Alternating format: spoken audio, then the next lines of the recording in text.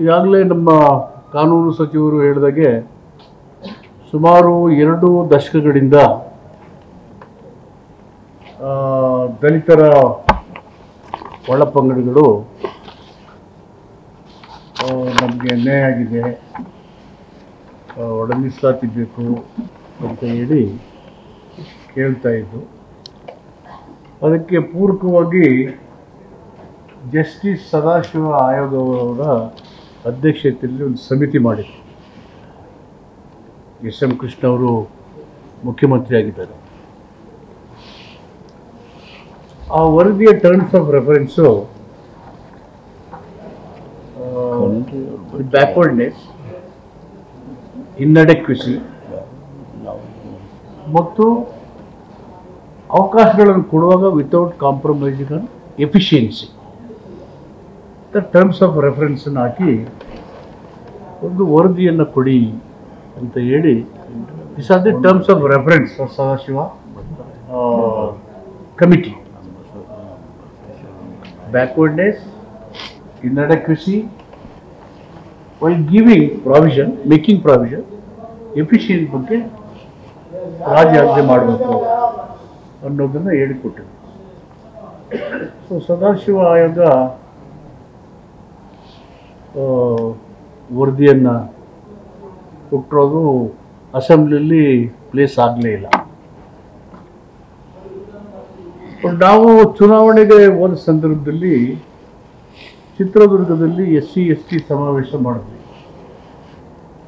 ಅಲ್ಲಿ ಘೋಷಣೆ ಮಾಡಿದ್ವಿ, ಸದಾಶಿವ ಆಯೋಗ ವರದಿನ ನಮಗೆ ಅಧಿಕಾರ ಕೊಟ್ಟಾಗ ವಿಧಾನಸಭೆಯಲ್ಲಿ ಮಂಡನೆ ಮಾಡ್ತೀವಿ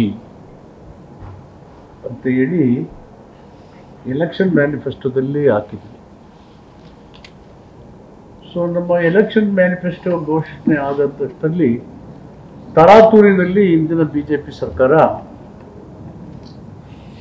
ಇಂದಿನ ಲಾ ಮಂತ್ರಿಗಳ ಅಧ್ಯಕ್ಷತೆಯಲ್ಲಿ ಒಂದು ಕ್ಯಾಬಿನೆಟ್ ಸಬ್ ಕಮಿಟಿ ಮಾಡಿ ಈ ಒಳ ಮೀಸಲಾತಿ ವಿಚಾರವಾಗಿ ಚರ್ಚೆ ಮಾಡಿ ಅಂತಿಮವಾಗಿ ಸಚಿವ ಸಂಪುಟ ಒಂದು ರೆಕಮೆಂಡೇಶನ್ ಕೇಂದ್ರ ಸರ್ಕಾರಕ್ಕೆ ಮಾಡಿದ್ರು. ಅದು ಮಾಡುವಾಗ Sadashiva committee irrelevant and it is closed ಅಂತ ಹೇಳಿದರು. ಸಚಿವ ಸಂಪುಟದ ನಿರ್ಣಯ ಮಾಡಿದರು.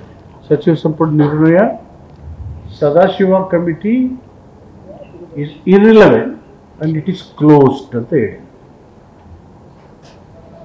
17.15% scheduled caste is a collection are a bunch of 101 caste. So ಇಷ್ಟು ಜನರ ಹಿತನ ಕಾಪಾಡಬೇಕು SC's ರಿಸರ್ವೇಷನ್ ಕನ್ಸರ್ನ್.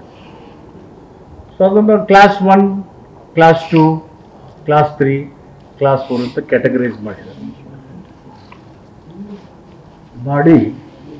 ಇದನ್ನು ಕ್ಲೋಸ್ ಮಾಡಿ, ಮತ್ತು ಜಸ್ಟಿಸ್ ನಾಗಮೋಹನ್ ದಾಸ್ ಅವರು ಒಂದು ವರದಿ ಕೊಟ್ಟಿದ್ದಾರೆ ಜನಸಂಖ್ಯೆ ಮಾಡೋಕ್ಕೆ. ಅದೇ ಈ ಕೋalition ಗೌರ್ಮೆಂಟ್ ಕಾಂಗ್ರೆಸ್ ಮತ್ತು JDS ಇದ್ದಾಗ ಜಸ್ಟಿಸ್ ನಾಗಮೋಹನ್ ದಾಸ್ ಅವರ